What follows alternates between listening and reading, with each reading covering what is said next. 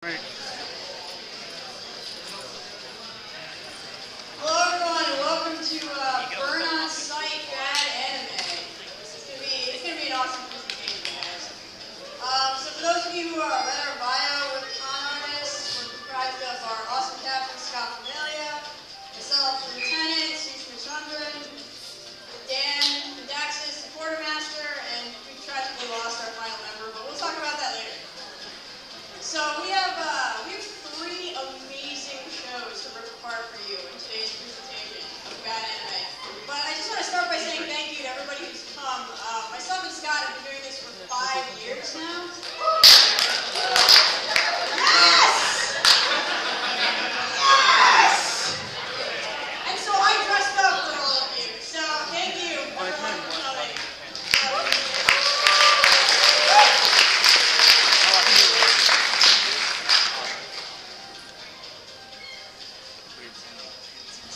Alright folks, I will be the first one here taking you away into the magical realm of Dragonaut.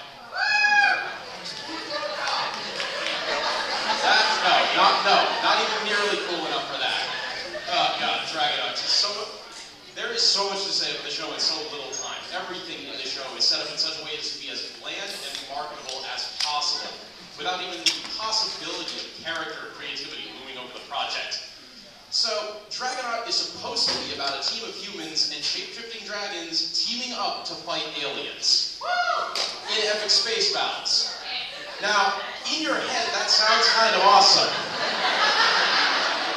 That's all a lie. That's all a lie. Dragonaut is actually about these two brain-damaged nitwits trying desperately to convince us that love conquers all. Allow me to elaborate. Day one, our hero here, Jin, is about to go into space with his shuttle pilot dad. You can guess which is which. And his family here, setting up a tragic backstory as hard as they possibly can. Well, meanwhile near Pluto, an evil floating eyeball called Thanatos here launches 3 meteorite-looking things at the Earth, and against all odds, one of them manages to collide with that shuttle as it's taking off, killing everyone on board. Except Jin somehow. And he spends the next 2 years friendless and moping, until one day he gets chased down by a monster, falls off of a building, and is saved by a superpowered girl. She introduces herself as Toa, only to disappear moments later, and let him get captured by a couple of random losers. Now, Jin gets dragged by those 2 guys to some facility where Captain Eyebrows here tells him that the shuttle was actually destroyed not by a meteorite, but by an alien dragon sent from Thanatos. Okay. Well, this organization he's part of, called the ISDA, and the Dragonauts are the only thing that can stop them. You see, the ISDA has been raising dragons as bioweapons to use against Thanatos. And dragons and Dragonauts, the people who pilot them, are bound together by something called resonance, which makes the dragons obey their human masters. Well, unfortunately, dragons also have a habit of going berserk sometimes. And Jin doesn't take well to all of this, especially when his best friend pulls a gun on him and tries to drag him back to the ISDA. You're not really selling me on this show. You're not really convincing me that these guys are the good guys. Luckily, he's saved again by Toa, who transforms into another horrible CG dragon.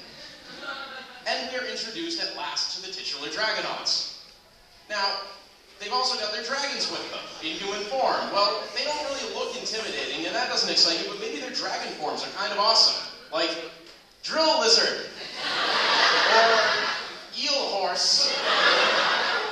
Bull tank. I don't know. I just call them like I see them. Every single dragon in this thing is a butt ugly CG monstrosity, and each one comes with its own transformation and piloting sequence, one of which involves rollerblades, energy rollerblades, out of nowhere, never shows up again. The dragons are also controlled by some kind of bizarre puppeteering setup, which is never explained, but considering that the dragons are intelligent, that sounds kind of redundant. But anyway, back to the story. After a pointless dragon battle, Toei here says that she's going to leave because she doesn't want Jin to see the real her or something, and that leaves Jin and another dragon dude here named Gyo to try and find her. Until Jin magically hears Toei's song, which tells him that she's on the moon?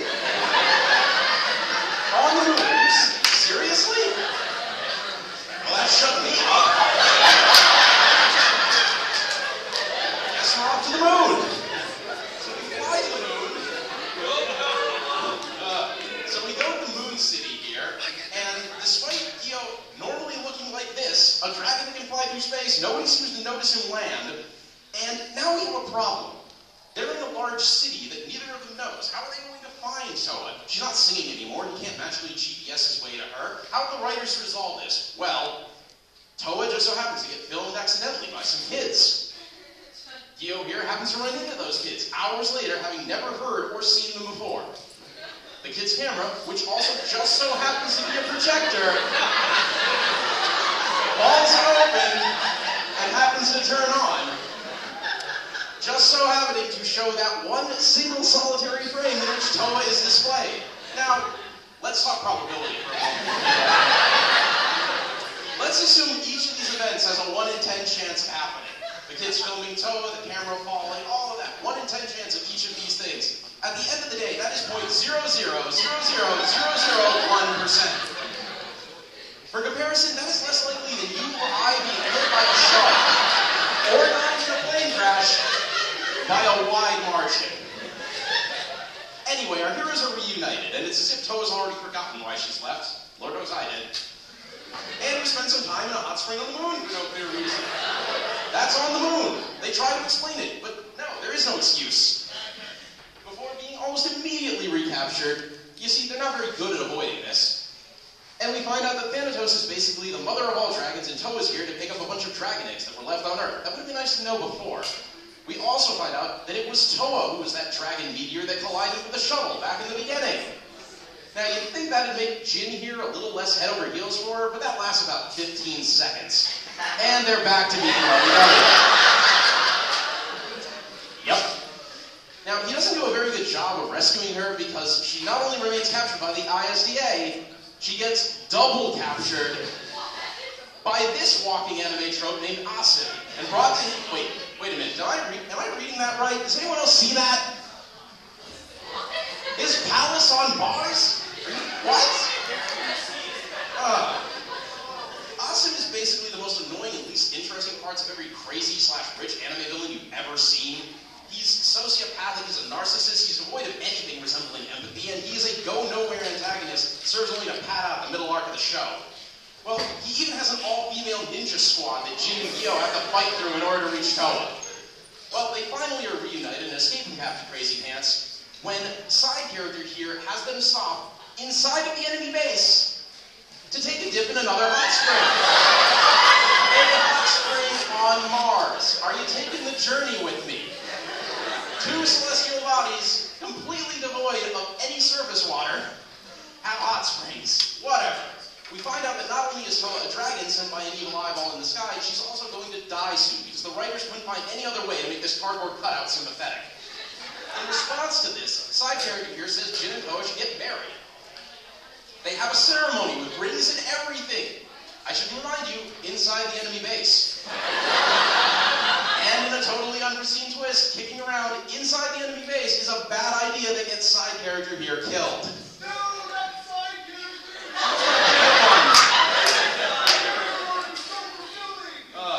This results in a dragon duel against Asim and his own dragon, which ends when Gyo releases hitherto unknown dragon powers and scorches the surface of Mars.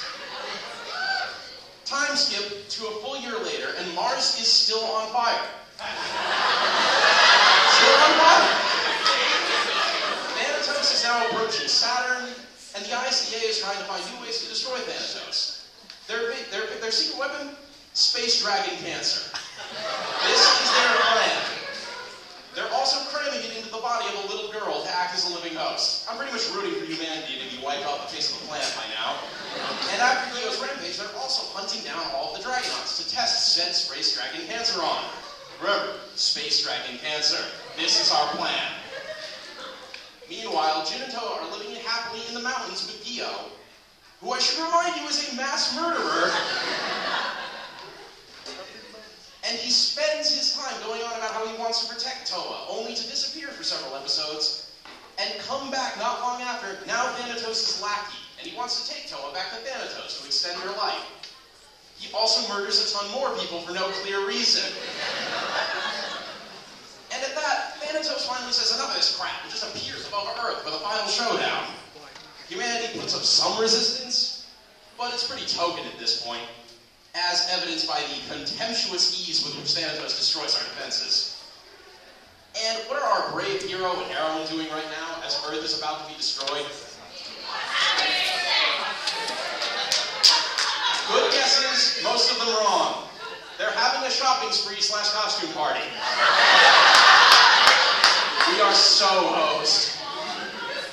Toa then gets kidnapped for at least the third or fourth time, now by Dio, so we can take her back to Thanatos for the whole life extension thing.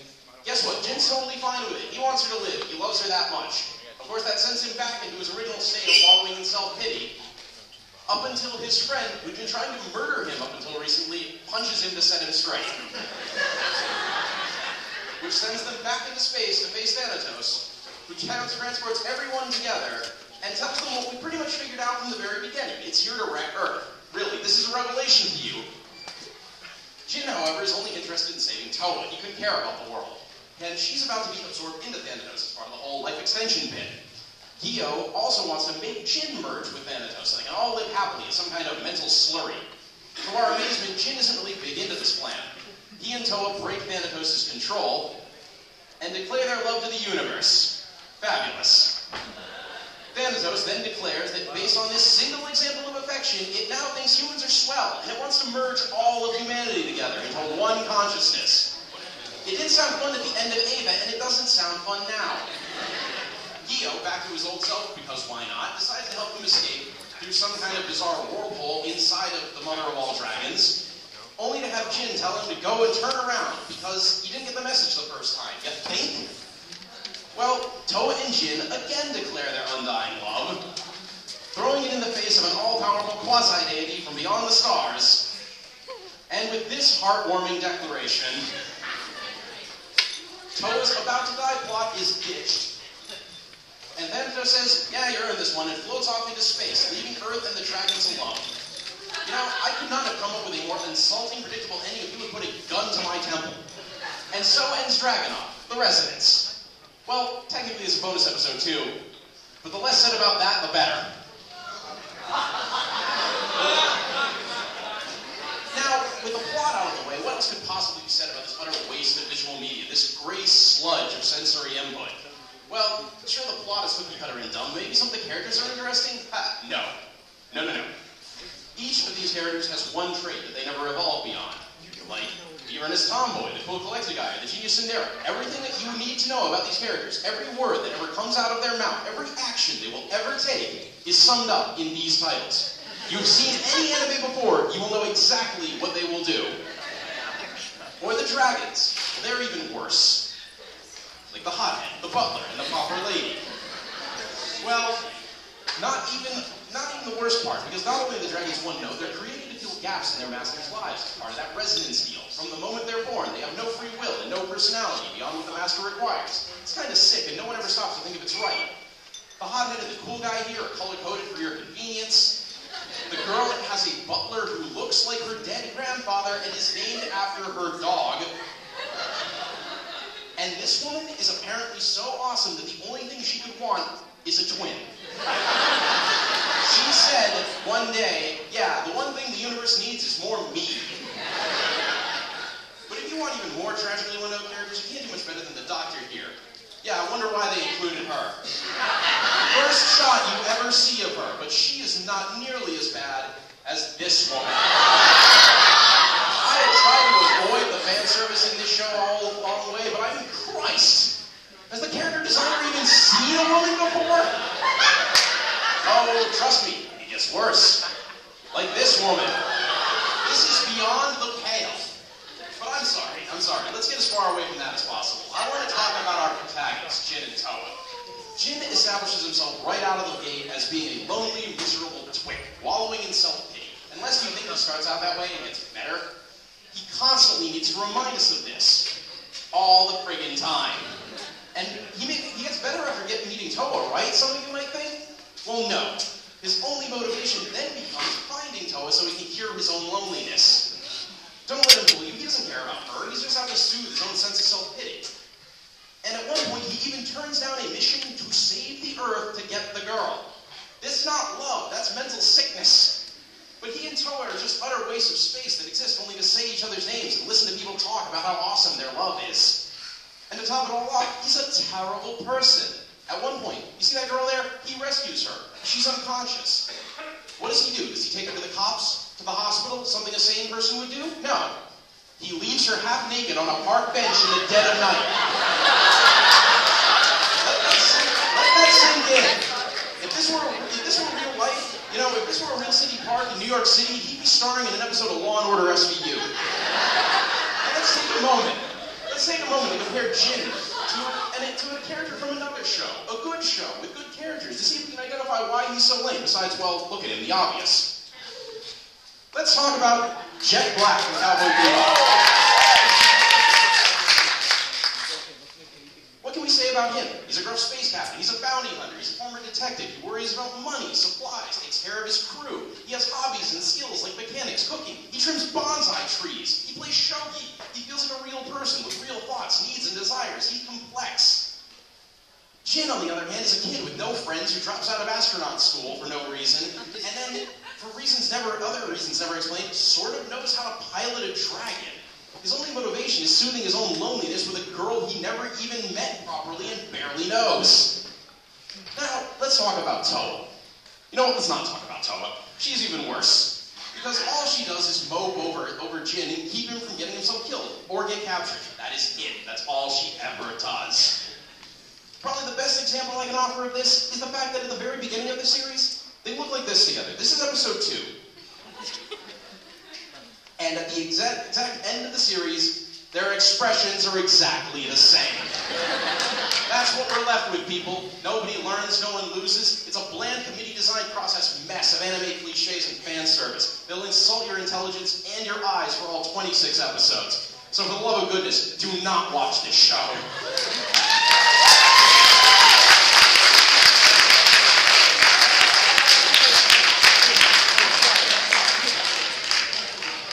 Excellent work. Alright, so I want to talk about Geneshaft. Who here has heard of Geneshaft? Anybody?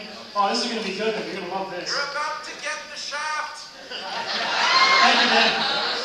Alright, so what is there to say about Geneshaft? It's the story of this tragic, poorly animated girl, this awful-looking CG ship, in their dramatic battle against the Doom Circles from space. That's right, in the distant future, geometry has become our worst enemy. Fortunately, we built the ugliest mech in history to fight against it.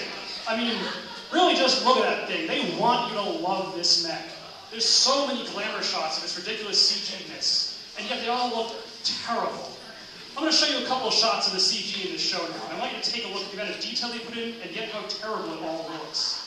Here's this space station, which is actually glittering with pixel artifacts as it moves across the screen. Or this ship, which is like flying along here, just full of stuff. Or the main ship the characters are on, which looks bad from this angle, and looks even more terrible from beneath. They put an unbelievable amount of detail into this CG, blowing the entire budget on stuff that fills like 5 minutes. So in the rest of the show, we get this. Oh my god. I mean, just terrible-looking characters like this one. Not really sure what's wrong with her. A plot, I mean, they didn't really have any writers. The plot is a complete mess. Don't even bother trying to read that. But I'll try to break some of it down for you. All right, we're in the distant future, and as usually destroy the environment and all that kind of stuff. So how are we going to fix it? Well, we're going to DNA sequence everybody and do genetic engineering to fix people's emotions, which of course isn't really how it works, but whatever. Let's live with it. We're also going to make the male-to-female ratio 1 to 9. So, let's see, I think I know where Japan's coming from on this one. Most shows have a lot of girls, this one makes it canon. And after there's only like, 1 man to 9 women, that apparently makes society stable once you remove all love from it. Because that's how society works, right? Let's take a look at this society. Well, one of those 9 women has to watch over her man at all times, because he might go crazy and kill everybody, because men are always violent. What else we got going on? Well, you're called registers, and they pretty much pop drugs all day, so they never go to sleep and are always watching everything, making sure the man doesn't go wild. Of course, job benefits include shooting anybody you want in the face at any time, so, I guess that's good. How else is the government running these days? Well, the government makes all the children, and they kill you off at age 45, because you're no longer useful. So it's pretty grim out there, this is what I'm saying. And the whole DNA thing, Like, the worship of it can kind of go overboard, as in these lovely scenes here. The ultimate thoroughbred, indeed. However, it can also lead to ridiculous phrases like this one. See, in the Geneshaft universe, genes have colors. And apparently that's a thing. In fact, let me roll through some of the characters here, introducing them, at the same time showing you their beautiful gene types. Like royal blue or pomoni purple, whatever that is. Gold, blue, green, they're all color-coded for your convenience. Vermilion, whatever she's doing, garnet, orange, it just kind of keeps going. And then they add nicknames on top of all the gene types and ridiculous names everyone has. Like the Snow Queen, the Desert Medusa. There's a whole episode where people just say each other's nicknames and then gasp when they realize who the person is. A Puppet Master. Hell's Pixie, or possibly Tinkerbell, depending on the day of the week. And probably my personal favorite, the Lunar Grizzly Bear. Who prefers to be called Teddy Bear. I've helpfully summarized all the nicknames for you in this table here. Sadly, after the episode in which this happens, no one ever uses these nicknames ever again. So, I guess I wasted your time there. But in introducing all the characters, I forgot one last character. Sergei Sneak the Fourth. The single most ridiculously named character I can even think of.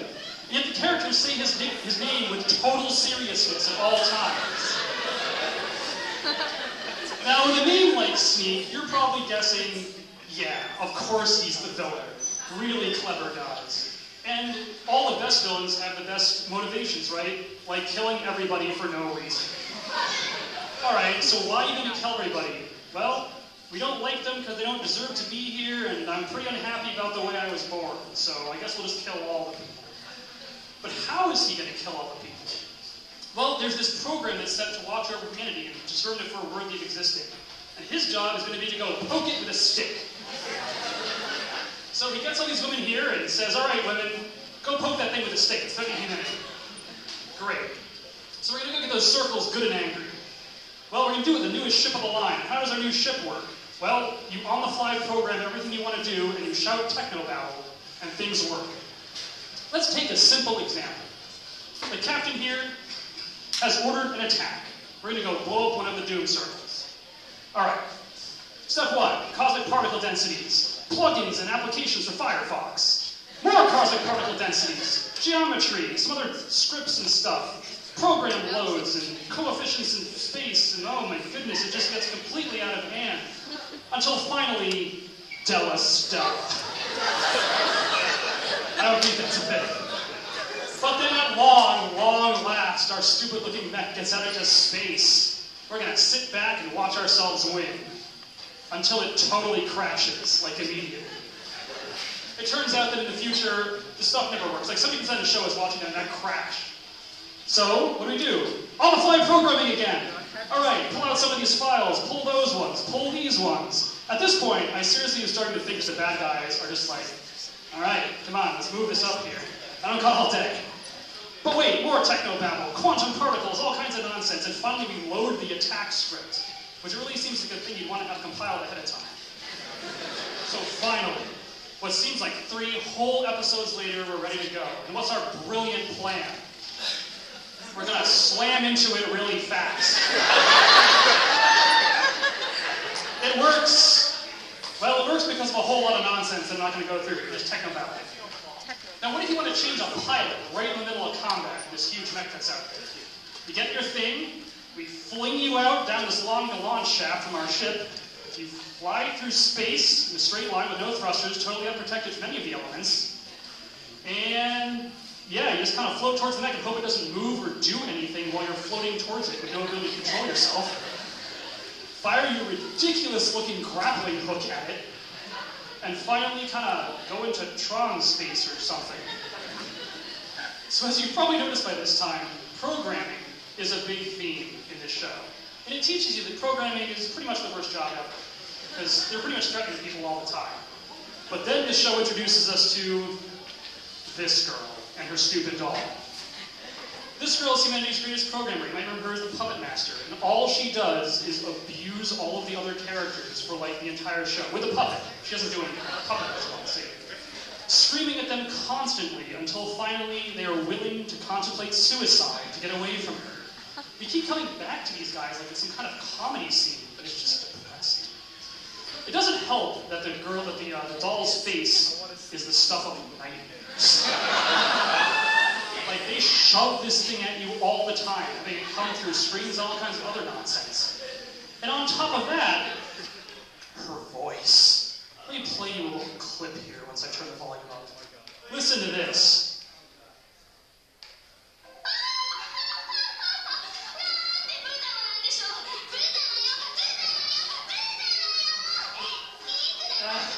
Alright, I'm gonna shut her off. So that's what she sounds like the whole show, but like for minutes at a time. No one's immune. This is a captain taking a transmission from the programmer room. Oh, Captain, I wish. I wish. But then, as if all the science fiction wasn't good enough, the board of directors for the show had a good idea. Too much sci-fi, not enough vampires. Alright, let's roll. So one day, messed up face girl goes out into space to look for some doom circles. But somehow, she can't find any, so her face gets more messed up. They head on back, and there's a stowaway on board, one of the doom circles. And it transforms into some kind of doppelganger vampire thing and just starts sucking people's blood. Oh no, what are we gonna do? It's cutting off our neck, and regular guns don't seem to work on the darn thing. It's at this exact moment they realize they had totally painted themselves into a corner. That things are normally immune to nuclear weapons. They're trying to fight them off on the ship. So they say, you know what would work? A bigger gun. That's gonna fix the problem. And cut. Alright, we've had enough vampires. Now we need, ready for it, America.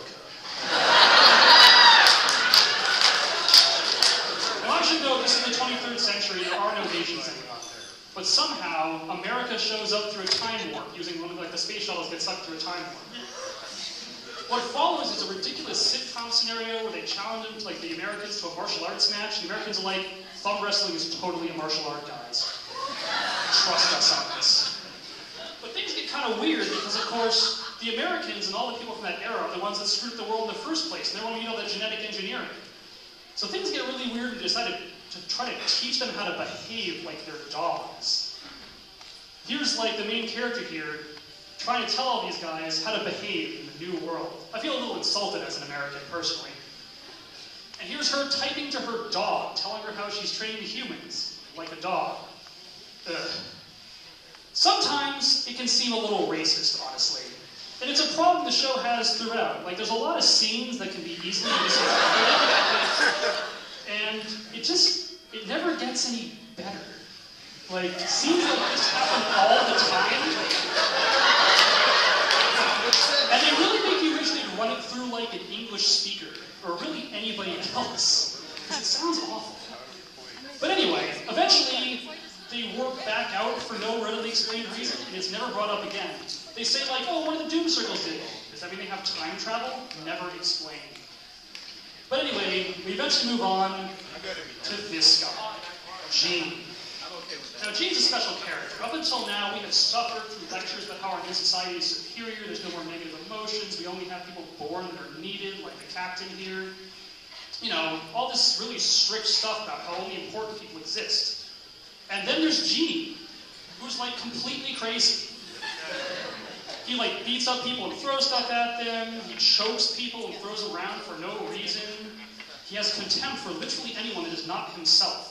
And at some point, he kills off hundreds of his own allies just for a cheap shot at petty revenge on the main characters. You gotta ask yourself, if our society is so perfect, why does he even exist? I don't think the show really thought this one through, but now that I've put the characters into this ridiculous scenario, how are we going to escape from him? Well, step one, we need to invent teleportation from scratch and then make it practical in an hour. That sounds realistic. And so what we're going to do is send our backup captain, who's going to go see love for himself.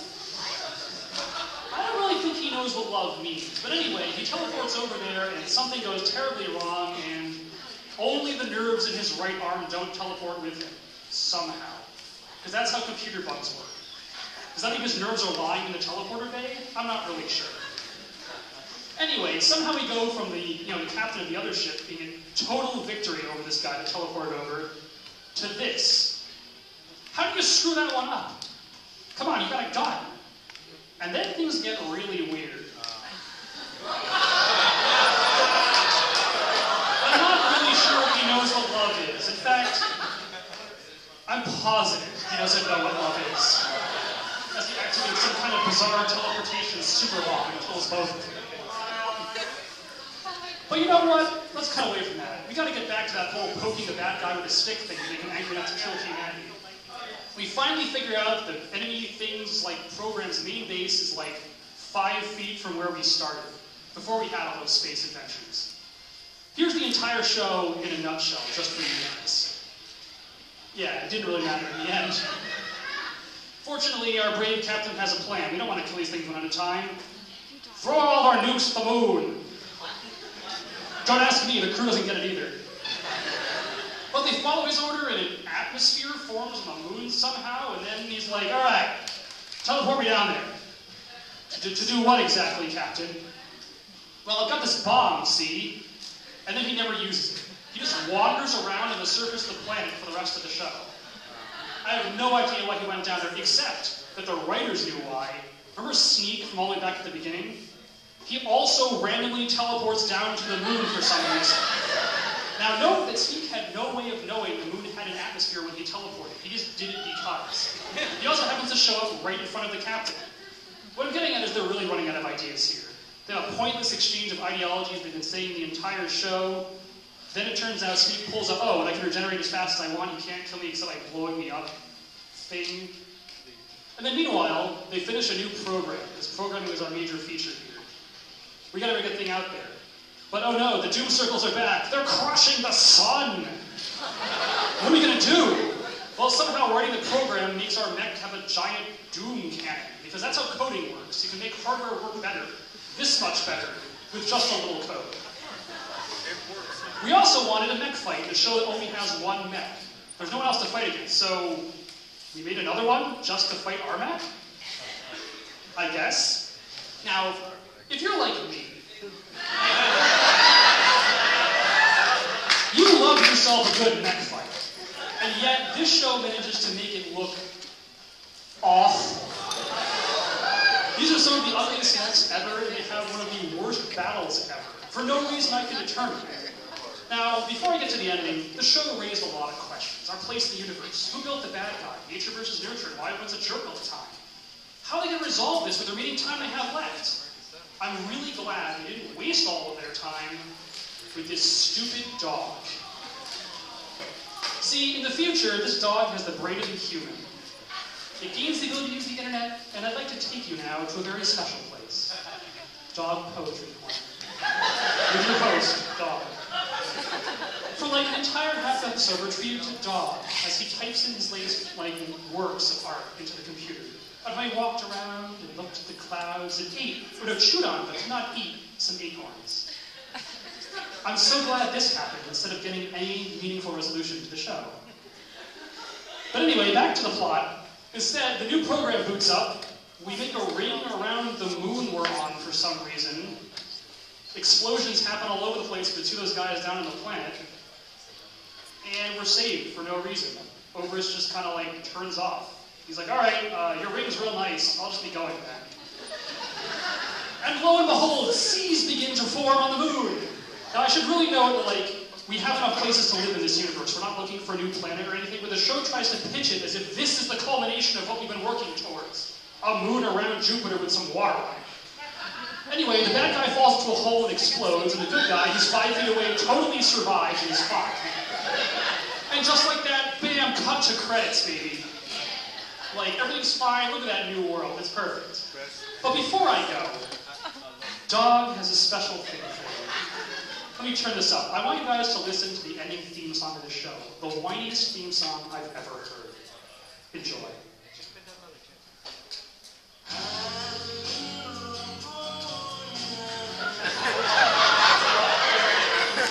Japanese Bob Dylan.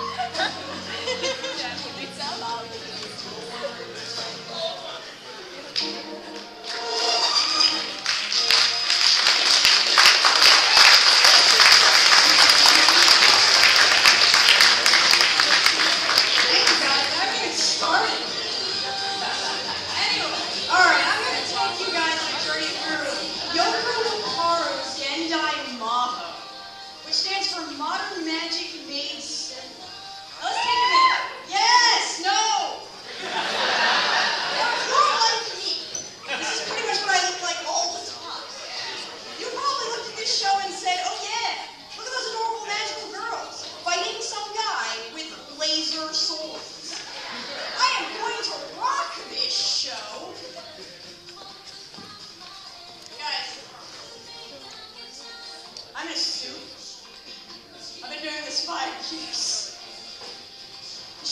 freaking awful. You know it's coming. How awful is it, you ask? Oh, so awful, guys. So awful that I'm going to pitch it to you exactly like I saw it when I watched it. Like some sort of awful point-and-click action-adventure game starring these lovely ladies. So how are we going to play this game I've invented? I'm going to break some of the episodes up into missions for you. Within these missions, we're going to have some things we're going to do. We're going to try and do them. When there's a pointer on screen, I'm going to click on stuff. When there's nothing going on, I'm just going to keep rolling. So let's play. Mission 1. There's a little girl who seems to be running away from something. What's going to happen? Oh man! Something's on fire and I see a pointer. I can click on this girl. Yeah! No! No! Alright! Yumiko, tell me what's happening. You're having a bad day. Why, girlfriend? There's some guy out to kill you. Hey, maybe this is okay.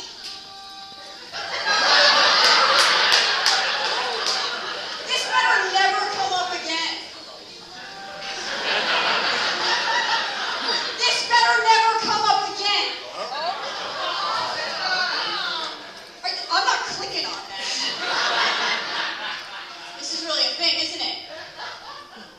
Can I click on something? Hello? Hello? Alright, great. So there's some bullies up in this school. Sweet! So I can fight these kids? Oh, I'm so down with that. Why is that my attack?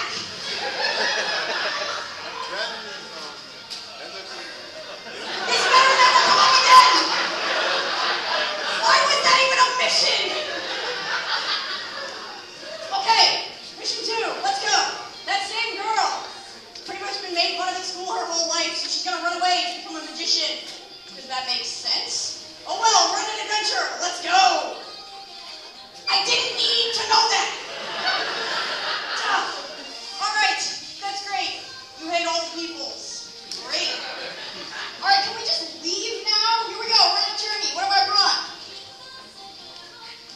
At least there's a snake staff involved.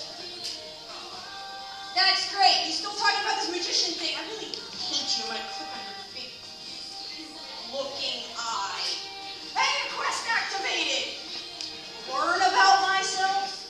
We're gonna waste the whole thing on learning about myself? Can I click on that? Yay, backstory! So apparently, there were some notes left by her grandfather. She's got the staff now has a name. This isn't really important. She can read the notes, kids. That's really good. Okay, here's the important part. So she's a mage. She's inherited some blood from this really important guy. What is she doing? Thank you. Okay, so apparently these notes are completely useless because she has no real idea of how to use magic. Good. But there's a school that teaches you magic. All right, now we're getting somewhere. Where is it? All right, the Onihara Magic School. Keep that in mind. This seems to be important. Very good. I've done something with myself today. What happened to Yumiko? Who is this girl we're on a mission with now? Okay, whatever. Can I click on her? Yeah, okay, Is this a thing? Her skills? Alright, I'm down with that. Do something!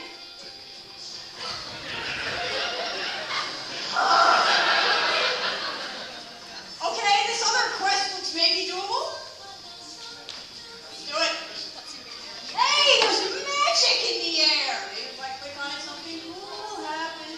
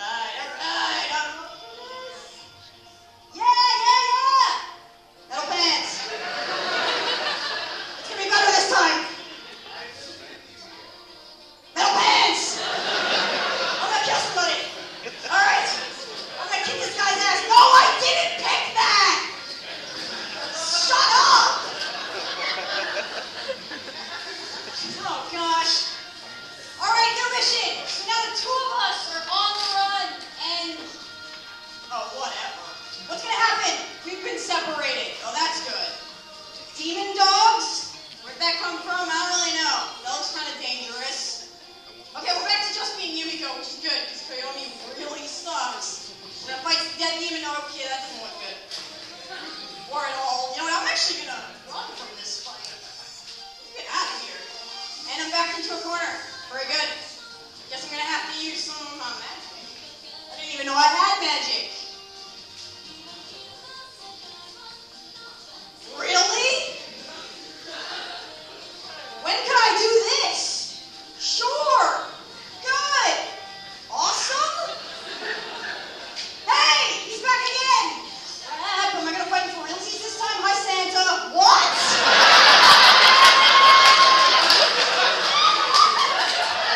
Is that a thing? All right. It's time for a new mission. Santa just saved us. Koyomi wasn't useful. Koyomi's on a mission to no longer be lame and enters the Anahara Magics. Are you serious? This is a thing? Oh no. This can only be bad. Oh gosh. So let me get this straight. Everybody's quest for this entire show has been pointless because there is no magic school. This piece of paper has been around for eons and no one knows why, so what's the point now? Alright, you're still gonna teach us magic? With computers? Yeah! Learn about modern magic? I am done with learning about modern magic. Teach me that when I took on you? Is that like C++ or something? Well, how is C++ the essence of magic? You know what, we need a moment. This show is all about magic. Can we discuss magic? Are we ever gonna... No, let's not. The show never discusses it, forget it. Concentrate on the stick. Because that has something to do with C++. Alright, I'm game, whatever. Sounds good. Yeah, magic is happening. Hello, magic was happening. Did you just jump me? That's a different one. Demon gloves. Yeah. Are these ever explained? You bet not. So what happened with my training? Failure? Apparently it was impossible to fail this training. Awesome! You're doing so well right now. This is fantastic. Great. We're still being Koyomi. Things can only go wrong. Make friends. This can't be difficult. No. Thank goodness. Hey, look at her. Her name's Mahou, and she like pretends she's a character. Let's make friends with her. Friends? Yay! Friends. That's right. If you go to Akihabara, you will be surrounded by guys. My new mission is to save this girl from guys in Akihabara. She got me somewhere. What? It's a disaster. No, what? Oh my freaking gosh. Oh look, Yumiko's bigger now. What's going on in this show? Kyle, you have an important message for me? Yeah, I'll click on that. Properly treated. I don't even want to know what that means. Moving on. Face huggers have appeared. What are they here for?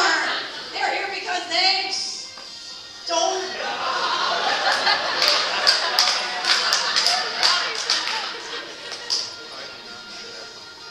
I'm going to select no. This isn't happening. Oh, go to hell, man! Apparently we're on this mission to save panties. Oh no, better grab them. Where are we? Whatever, magic. Sounds awesome, man. Alright, good. Swords. I'm down with swords. Real magic is happening. Shields? I'm down with shields. Okay, so Yumiko seems preoccupied. Koyomi magic.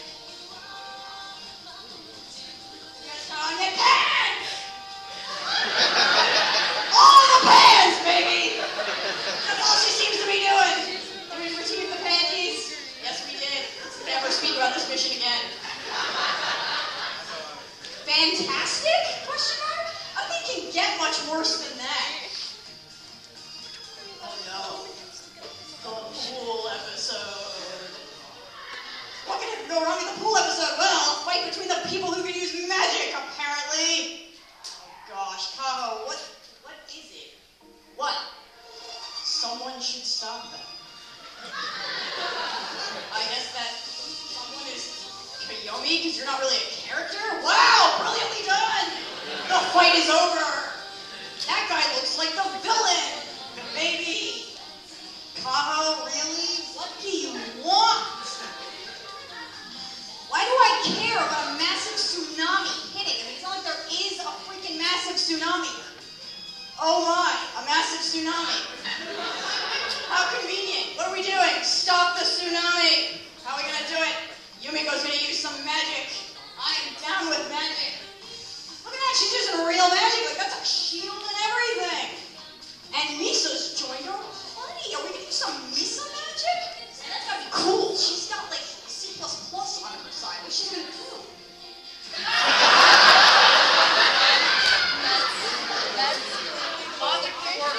Increase the viscosity of the water. What the hell do you hope to accomplish with that? Oh, and now I don't think it works that way. And we still lost? what? If that was What the hell was this mission? Oh gosh. Anyway, more missions. We're going back to the past. Maybe this will be interesting. Where have we been anyway? Yeah, I'll buy that. Whatever. All right. Koyomi, what exactly are you looking at? Now, I'm pretty smart, and that looks kind of like a scooter in a toilet, but I'm not going to believe that's what it is. That's not what it is. That's not what it is. That is what it is. Are you going to freaking kill me right now? Like, that's how we're going to go back in time? At least I have something important to do back in time. Ghost script. Why is this even a plot point all of a sudden? Am I supposed to be paying attention to this ghost script? What is that guy doing?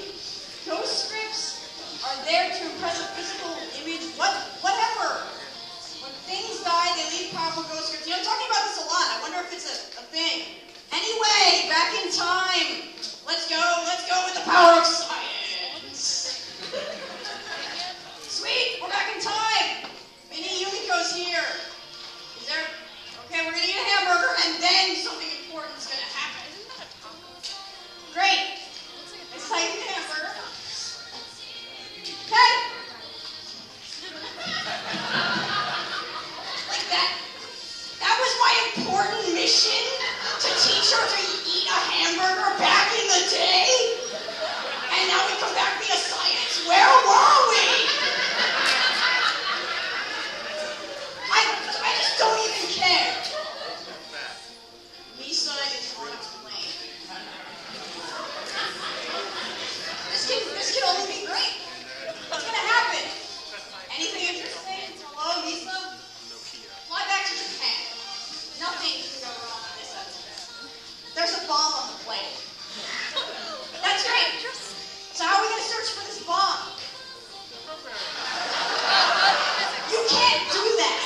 No, you really can't do that.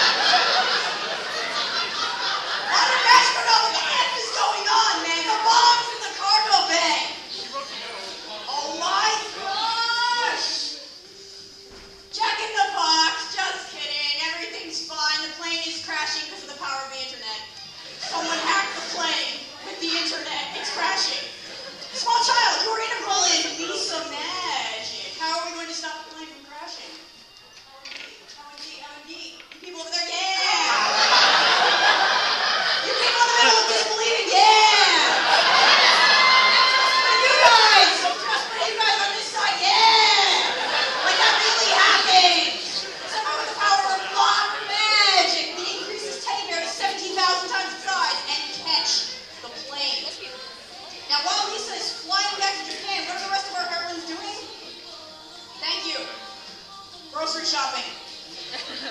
Really? That's great. Are you serious? You're going to introduce another plot point, the sacred sword of whatchamacallit?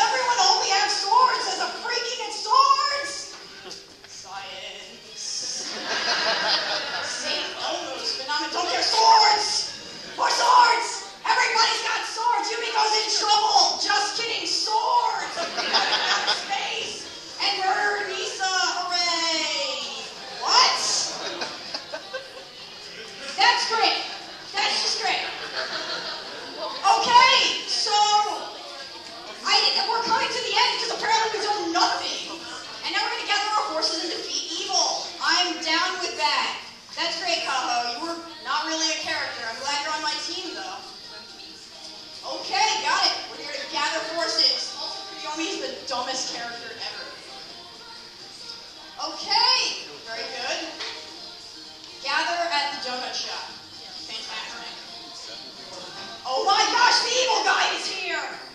Quick, use the amulet of power! What's going to happen? Misa's gonna reappear? Sort of? What? What is even happening? Just kidding, Coyote has got Misa! For real? Misa, you better have a freaking good explanation. What the hell just happened? I'm not reading that, by the way. Oh, there's a translate button? Yeah, you can't notice how I roll. Very good. Ghost fix or some other BS no one cares. Hey, Yumiko's been stabbed. That's a thing. And more stabbage. Whoa, she's also totally possessed. Why, you guessed it, Digitalis. Don't worry, the real Misa has a plan, you see. It involves a giant rift hole that we've never talked about up until this point. Send Yumiko through it, and Digitalis dies with her. But that's kind of mean, because this is a magical girl show, and we can't be doing that. Coyote, you're finally gonna, be awesome and save Yumiko! No, you're actually just really interested in donuts. Whatever! Where? Oh my gosh, really? Look, we found Yumiko! And she's still super possessed by stuff and wants to burn the world to the ground. Okay, Love and Justice needs to show up right about now. Holy crap! The digital portal thing is activated. Yumiko, Digitalis, whatever is being sucked in. Coyote, it's time. Be awesome, be awesome, be awesome. Oh my gosh! They're gonna be sucked into the giant rift. Nothing can save our heroes now.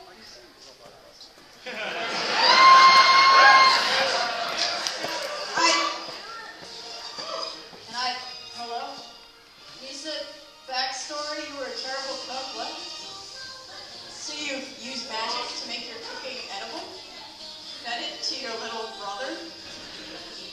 And now he's immune to magic? We're saved! Yeah, plot points! Stupid plot points! You know, guys, it turned out Digitalis never really wanted to burn the world to the ground. She, kind of wanted friends. Are you so serious right now? Actually, if she gets reincarnated, she'll murder everyone. So, you're stuck being her biffle. That's how you're gonna save the world, guys. You're gonna be her biffle. Also, whatever happened to that ghost script in the giant portal doesn't matter, we win. This is the best game show ever! Yay!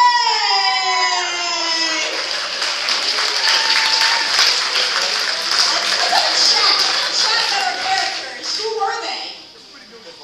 Like the dumbest main characters ever. What happened in this show? Where did we go? What did we do? Donuts! On a plane. Let's talk about magic. Let's not talk about magic. This show was so stupid. Could this show insult me anymore? I will never play/watch this show again unless I'm allowed to choke a pitch with another pitch.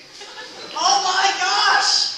So guys, now that you've seen our presentation, now you know when you see these shows, burn on sight.